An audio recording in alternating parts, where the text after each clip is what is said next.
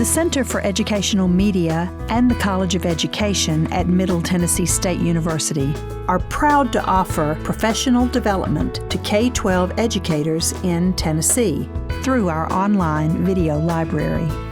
These videos are aligned with standards set by the Tennessee Department of Education.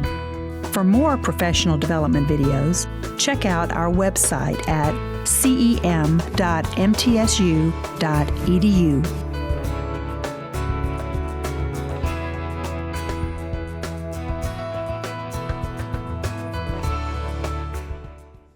Okay, let's talk about this for a second. See, you start off by giving this excerpt, and you might want to transcribe it into regular type if your students are the ones that complain about cursive. But you start off by giving this to your students and asking them, so what is Abigail Adams requesting of her husband?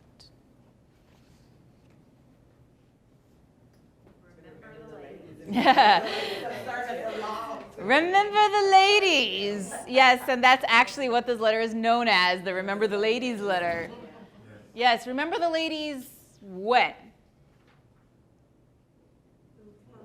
When they're coming up with laws and government. When he's creating the laws for the new laws. Yes, yes. So why would she make such a request at this time? And this is March 31st, 1776. This is when they're writing the Declaration and they're all sitting in the Congress and they're all debating and figuring out what they're going to be adding to the Declaration. It's like, let's put it in for the ladies now instead of later. Right. And John Adams will be one of 5 people on a committee to draft the Declaration of Independence. Of course, Thomas Jefferson will do most of the work. He'll bring it in, and then Ben Franklin, Roger Sherman, some other dude, John Adams, they're going to edit it, and then it goes to the Congress. Yes, and not just in the Declaration of Independence, but also in the Constitution that's going to follow. You know, what's going to become law of the land. So this is a very sensitive time. Nobody knows what this country is going to be like. They've only just gotten to the point where they can conceive of it as another country, right? And a lot of people still haven't even wrapped their minds around that yet. So it's really weird for us to think that America could have turned out so many other ways, and this is the point at which it could have gone of many ways. So how does she argue her case? Which is a good lesson in showing students how you construct an argument and how you support your request and that kind of thing. She's really careful with her use of verbiage here. Independency, tyrants, rebellion. Yes. So why are these words going to be significant to John Adams at this time? Because they feel like using King George. Yeah, these are the exact same words that John Adams and his crew are using against England. So that's very smart. Yet at the same time, she brings it to a place where she says it's inherent in all men's nature. She does. Now I always picture her as kind of gently, slyly winking at him a little bit, because obviously they are good friends and he respects her intelligence and her advice very greatly. And so it's kind of like, oh yeah, even you can be a tyrant, you who are not as tyrannical as a lot of other people. But yeah, inherent in the nature of man. You give them power, they will take as much as they can. Which kind of is the story of history. Is how do you ever get any kind of advances in history? It's not given to you. Power is not ceded. Power is fought for by the people who don't have any. And so it's never just like, oh, the government's just going to give women the right to vote. Yeah, it does seem like that if you look at the 19th Amendment, but how does it get pressured to do that? So that is a really nice tone to set. in terms of looking at all of the United States history. How are women going to be talking about their rights in the context of the larger rights that we have set forth as the ideals for our country? So I'm not going to pass out everything involved in this lesson idea, but we do have a lot of links to resources that you as teachers can use for your own background before you do this in class, or if you have, you know, maybe older students or advanced students, then you can also pass these out to them. I am going to, however, just give you, we might not have time to like talk about all the stuff in it. There is, this is going to go one to each table. A timeline that's available through a website called the National Women's History Alliance, which is a nice website for giving women, you know, what it sounds like, national women's history. So this is a timeline of the legal history of women in the United States. And so again, this is providing kind of context, and you can kind of see at what point her letter comes in and how that fits into the larger story of women gaining more rights through the legal means. After you talk about Abigail Adams, then you fill in with some more context from the timeline. And then we're actually going to skip over the first half of the 19th century for the purpose of today's activity and talk about the Seneca Falls Convention. So we're going to skip in time to 1848. But this timeline is to show you that it's not like nothing happens between Abigail Adams' letter and the Seneca Falls Convention. Obviously, we know that you don't get a Seneca Falls Convention without movement and meetings and agitation. And so we learned about some of that from Dr. Bond just a while ago, and how this is tied up with the abolitionist movement. How can we talk about freedom in America if we're just talking about it for one segment of society? That doesn't make sense. So in the Library of Congress, and I'm getting one to each table, there is a great feature, if you haven't used it already, called Today in History.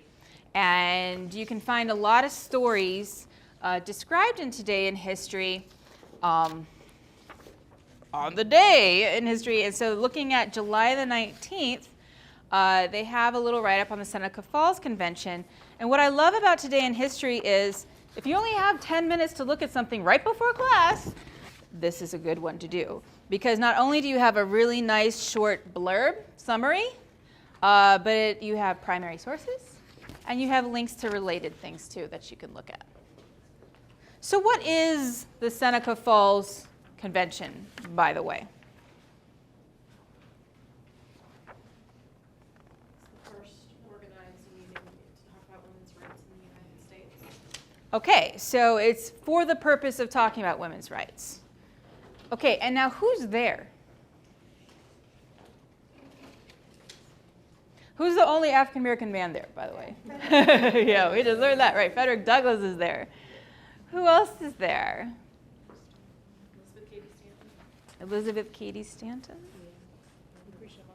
Lucretia Mott?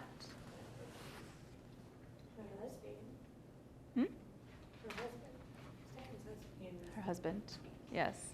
So there are men there too, right? And what is it that they accomplish? Like, obviously they have a larger goal, but what do they accomplish during this convention?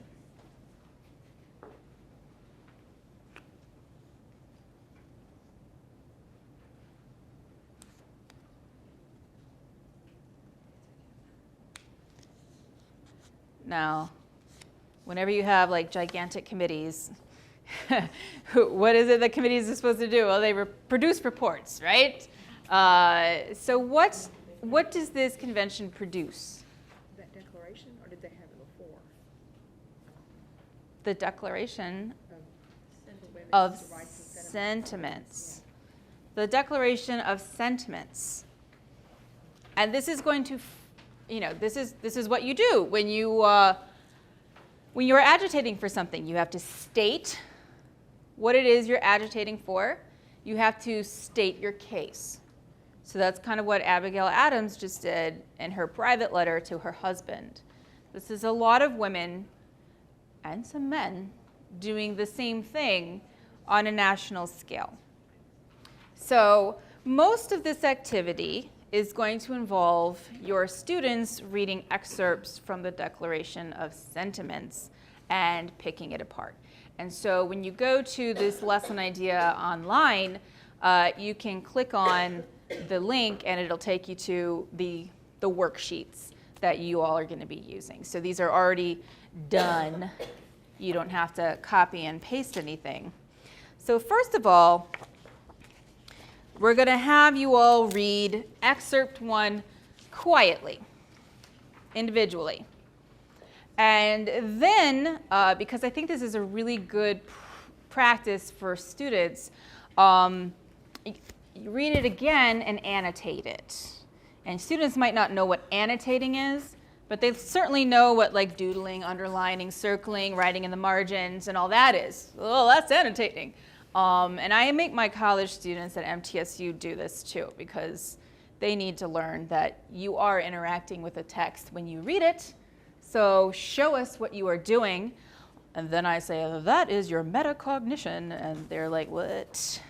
So first of all, read it silently. And then when you're going through and annotating it, you can talk to the text. You can talk to your partner and talk to the text and write down the kinds of things that you all think out loud. But just practice some close reading skills.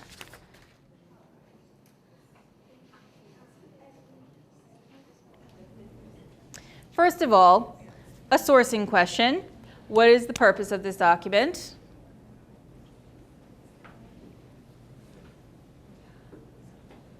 Why does it even exist?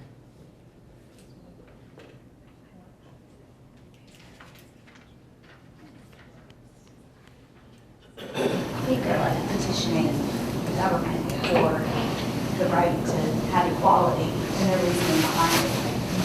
Okay, yes. Here's a nationally articulated statement that, you can't ignore it. If you do ignore it, it'll be conspicuous. Okay, so yes, that women should be allowed equal rights. Now, what are the kinds of things that you all noted in your annotations? They took raising right from the Declaration of Independence.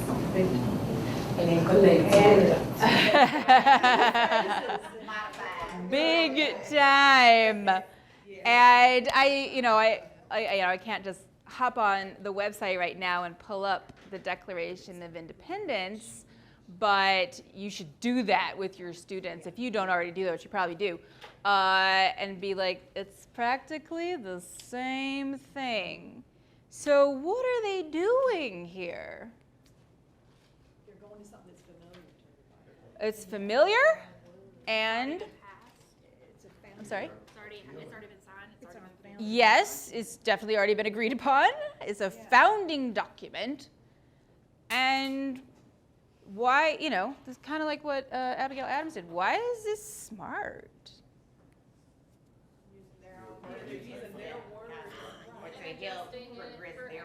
Yes.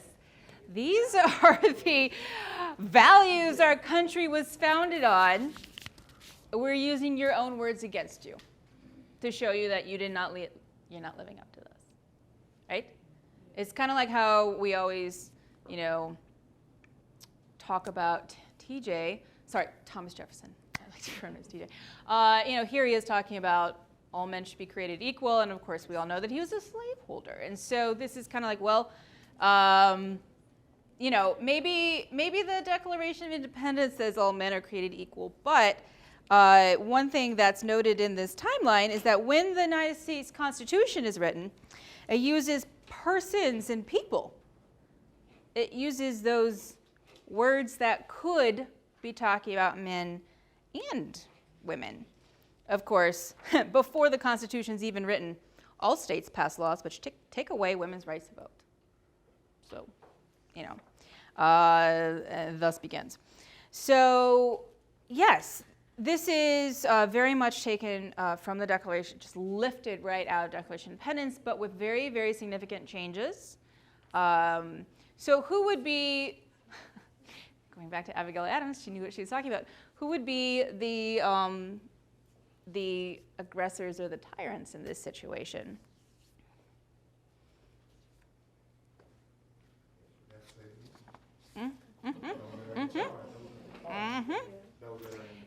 Yeah, the white men. Let's say the white men because they're the ones who can vote. Yes, the government, because some white men were actually at this convention, right? So not all white men. # whatever. Okay, so yes, so tell me some of the other things that y'all picked out in your annotations. I know you underlined and circled things. We talked a lot about line 12 through 14. The all experience has shown that mankind to accustomed, and we were talking about racism in 2019 and how, or domestic abuse with women, and how it's just so easy to get into the habit of suffering because it's easier than standing up for yourself or changing, and how this just carries through women's suffrage, not through just voting, but through domestic abuse and through sexism and through pain and through these massive issues that are still evident today in 2019. Right. Because some of the people who are suffering, they're just surviving, right? And so it's up to the people who have more resources to actually not just survive, but okay, well we have to do something about it, or else, it's amazing the extent to which people will be complacent. It speaks that mankind are more disposed to suffer while evils are suffered and to right. That, kind of let, sometimes you allow it, even though you know it, instead of speaking out, instead of writing, instead of fixing it, you just, well, that's the way it is. It's what we tell our kids about bullying. The kids will bullying? Yeah. And bullying, okay. Sorry. But it's suffering to be able to be called their friend because it's easier than saying, hey, you're wrong. It's the same. Right, it's easier to suffer. And it is hard to stick your neck out. It is hard to be, especially if you're the one in the vulnerable position, right? It is so hard to speak out for what you know is right. That's why we make heroes out of the people who do that, because we all wish we could, right? it's like calling upon their conscience. Listen to them. Yes, this is definitely an argument with moral force. And if you're going to do anything in the 19th century, you better be morally right, because that is very much the discourse in which American politics is spoken. It's like whenever any form of government becomes destructive of these ends, it is the right of those who suffer from it to refuse allegiance. I know, and this is like Abigail Adams saying, we have the right to foment a rebellion of our own because you just said that we could, because you're doing the same thing. So be careful what you say you are allowed to do, because we ought to be allowed to do it too. And of course, 1848, this is when Southerners are deathly afraid of slave rebellions. So I wonder if they're even thinking about the women rebelling. So this would be double, because you mentioned that Frederick Douglass was there as well. Mm-hmm. This would be sort of a double, Right. both for women and for abolishing slavery as well. You are challenging the very foundation of these power structures. And that is going to, scare people in power in such a way that they're going to hold on to it even harder, right? Okay, anything else that you want to pull out in here?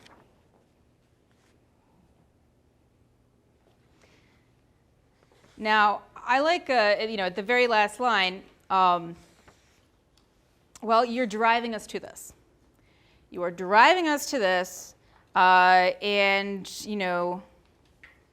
so it's necessary for us to now demand the equal station to which they are entitled. So that's interesting. It's like we are entitled to this. You just have been keeping it from us. They're not asking for something that they think they did not originally have. And so that's an interesting claim that, you know, this is a case of you're blocking our equal right instead of please give us equal rights. Okay. Now, that's just a match to the preamble of the Declaration of Independence. And now a lot of your students think the preamble is all there is to the Declaration of Independence, but you know that that's just the preamble. It's not the main body. The main body is all the grievances. So they're not done either. They've got some grievances, and now you are going to read some grievances. Okay, so this is a front and back. Read it all the way through, and then I'm going to assign each table a certain number of numbers that you will kind of focus on and report out.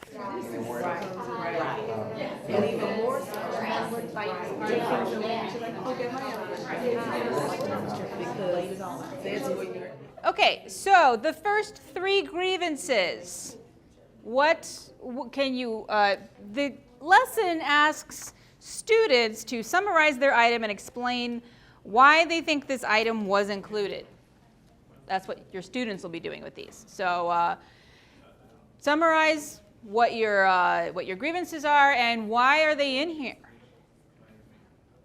Yes, the first 3 are, we feel like probably, even though we can't necessarily see the parallels in the Declaration, that it is drawing the parallel between their representation in Parliament from the Declaration. So it is saying that they're having to follow laws or having to be a part of society that they have no voice in, basically. Okay, so it's, they have to follow laws, but they don't have any voice. They're not represented. Right. They can't vote. They can't do anything like that. Yeah. Again, very reminiscent of the Declaration of Independence. Yeah. Okay, the next 3, 4, 5, and 6. What are those? I mean, they're not supposed to all come in like groups of 3, so you may not be able to summarize all of them in one statement, but several things we talked about how on this timeline is where I was like connecting with, because in 1768 it says American colonies base their laws on the English common law about like men and women when they get married, they are a legal existence of one human, and then like women are suspended during their marriage. It's like you have no say, and that's what those declarations were saying. And even suspended in the sense that if this goes as far as like, if they commit a crime, like it falls on the husband more so than the wife. They can commit many crimes of impunity provided that they be done in the presence of their husband. okay, so basically women are kind of stripped of personhood because they're directly, not just under the responsibility of their husbands, but they don't even have autonomy. They are just kind of an appendage to their husband's life. And so it's interesting that these, the black codes that were mentioned before, a woman has to be attached to a man to make the state not have to be responsible for her. They're putting it all on the men, even if their wives commit crimes. And so it's the idea that, she couldn't possibly do that on her own, which is, of course, patronizing because it's that kind of society. She's not even doesn't even have her own sense of responsibility. So how, It's like as a child, you know what I mean? Yes, very much. They're treated like children. Okay, so it's 4, 5, 6. So 7, 8, and 9, right? So 7 kind of basically just talks about divorce and about how they have no power in the creation of the laws of divorce. Okay. Do they have any power after the divorce? Who the children go to, and their happiness is completely devoid. Right, so they have no power in marriage, and they have no power in divorce. But if you don't even have any control over where your kids go, and if you don't have the power to even get your kids, then you would definitely not really want to seek the divorce. So, It's almost better to stay married. well, even women nowadays who have the power to do what they want after divorce still will stay in marriage because the kids. So that man was supreme, and they knew it. They knew what was best in all situations. Given, all the power was in their hands. So I asked, what year was this again? It was 1848. As they were saying, they were going through this. This is what they were seeing. You look at it now and you see that some of this is different, but they were going through this at the time. They were actually experiencing these deprivations at the time. All right, so that was 7, 8, and 9. So we're at 10, 11, 12. I always think it's interesting how groups elect who's going to speak out. I was probably going to say, There's kind of a theme between 10, 11, and 12 about exclusion from government and influence.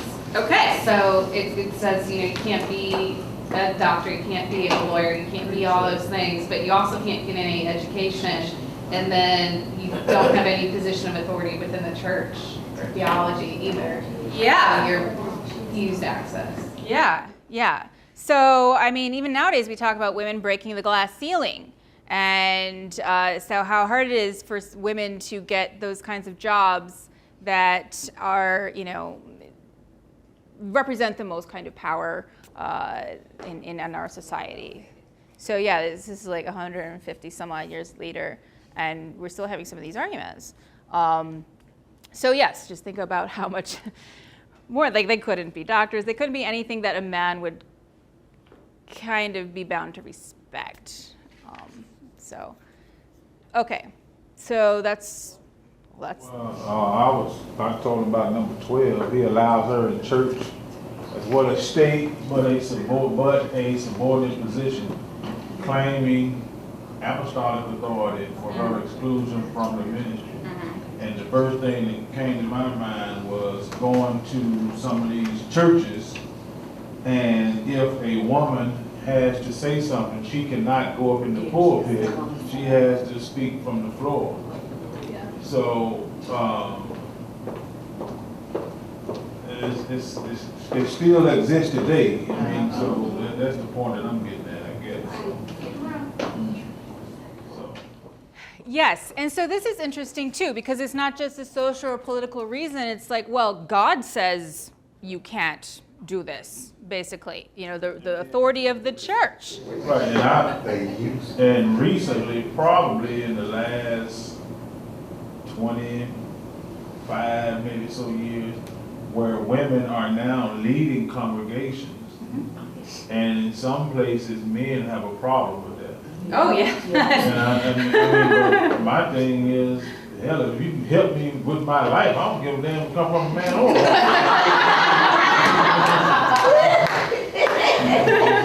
That's my position. But I mean, even in the Episcopalian Church and Catholic Church, the idea of women having the kind of spiritual authority over, a congregation that could include men, that's still not allowed, in Episcopalian churches maybe because they're Catholic light, but yeah, in the Catholic Church can't do that. Even though you can pray to Mary, Mother of God, and and all the female saints, you can't have a woman priest. I want to ask a question when we finish with all these. Oh, okay. Question, and then we'll do the.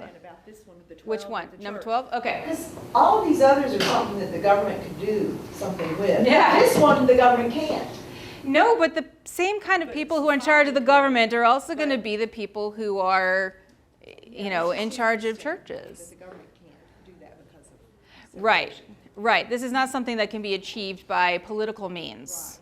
But yeah, and of course this is women saying we have no outlet. So not even within the church. And you guys are claiming, that, this whole structure is based on a religious one with man at the top. Also justify their position because they reference it back to God. Yeah. We're endowed by our Creator, and God says it's allowed, God says it's allowed, so. Yes. Okay, so the last three. Well, number 13 kind of takes the shift away from the professional and the theological standpoint and puts it on a moral basis. Right. It says that women and men are judged differently even if we do the same thing.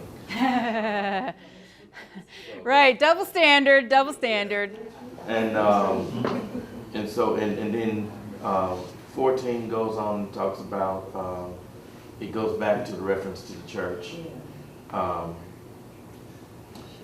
That he has, claiming that God himself has reassigned her, okay? Number 15 struck me as the one that was most devastating to the woman. Yeah. Saying that the man has destroyed her confidence and her own power. So number 15 kind of says that even if I want to do all these other things that I have talked about before this one, you have destroyed me to a point where I can't accomplish it. Because you have put me in a position where I don't think I'm able to do these things, even though these are things that I should be able to do. Well, and that's the thing. Because of this kind of society, women have internalized that patriarchal power structure. And so, this is one reason why you have women against women's rights to vote, and why you have women against the idea of a woman president. And I'm not saying that everybody's drunk the Kool-Aid, I'm just saying that people internalize these in different ways and hold on to them for different reasons. And so it's like, we can't, it's going to be so hard for us to actually get to the point where we feel as confident as you do. And even nowadays, women, boys and girls are socialized differently. Girls are not taught to speak out. Boys are, and so it's lots of things still lingering on. Yes. And then I'm glad he brought that up. And I'm kind of going in a different direction with this whole thing. And I like doing this in my class just to get the juices going. Get the juices going. But can we say that this is a point of origin for domestic abuse? Not necessarily physical. He just said he can destroy all his confidence. Mental is worse than physical. I mean, that's on another whole, but I'm just asking because I like to stir the pot sometimes. Well, I think it very much relates to that. I don't think that there's any I think domestic abuse is as old as domesticity itself. And so this is, yes, you have mentally put us in a place where our agency is crippled. Our confidence has been damaged. And if you saw a parent do that to a daughter today, you would be like, I'm going to call DCS. So that is recognized, if it's severe enough, as legally actionable abuse. So yeah, I think that is something they're doing. They're saying, hey, abuse, you guys have done this to us. But yet these women still have the wherewithal to see what it is they can do. Yes. I think it would fall under both. Mental, domestic, but physical also, because when you go back to number 6, it talked about even to administer chastisement. Yeah. And they felt, there were men who felt like if you messed up as a female, then they had to take care of you, deal with you. And I'm not advocating it. It was going on at that time. And so they had, these ladies were brave enough to speak out against, but some people at that time were like, well, that's he's my husband, he's Right, especially if that one about women, even if they commit a crime. You're putting husbands in charge of punishment instead of the legal system in charge of punishment. So, the husband is, yeah. But then what happens when you give that much power to one person over another person? It can take the nicest person and turn them into bad one. All men would be tyrants. Exactly. Well, we do have a few minutes, so I am going to pass out the last excerpt. And this is the end of the Declaration. So they're summing everything up, and this is where they also list the names. Now, the Today in History article says that this was read out at the convention, and so that people could debate it and vote on it and sign their names to it. So that way, you know, you're like, well, this isn't just a splinter group. This is something that everybody at this convention thought really best represented our thoughts on this. What are they saying here? How are they summing up their arguments? Because of course, you know, you have your opening statement, you have the facts, which is what of course you have to base every argument on, and then the summary and the restatement of purpose. It just looks like they're saying, this is how it's gonna be, deal with it. You know. Yeah. This is we're what's making coming. it- We're, right, that's Yeah. what it seemed to me, you know. Just know we're here. All right, so it's very forceful. We've made our grievances and our Yeah. complaints, and now we're going to go about doing things to make sure that, you know, our complaints, our voice is heard publicly, and we're going to employ every opportunity, every agent that we can in order to make it happen. And they even, one thing I caught, they said we even anticipate that there's going to be some negative Oh, or yeah. Oh, of false course. interpretation that come out of this meeting. You hear a lot of things that are said to put, try to tear down and take away from what we're setting out to do. Right, so it's not just that we are producing this document and signing our names to it, but this is just the beginning for us. We are now going to be lobbying for these things, and we anticipate opposition and we're ready for it. So very resolute. Any other thoughts? I see 32 men put placed there, the actual, to say that this is not just a group. Yeah, right. It's not even just like a token man. It's like almost half as many people. Yeah, half as many men as women. And these men, they're sticking their necks out too in this. So my question is, what is the perception of these men that agree with these women? Because, Right. you know, we into this macho thing. So, you know, how will the general population deal with the men that agree with the women? Well, I imagine that a lot of these people really just kind of circulate in elite circles, and they're used to being among like-minded people. So I wonder the extent to which they're going to be experiencing, you know, black. And also, how does this get out, and who actually reads this?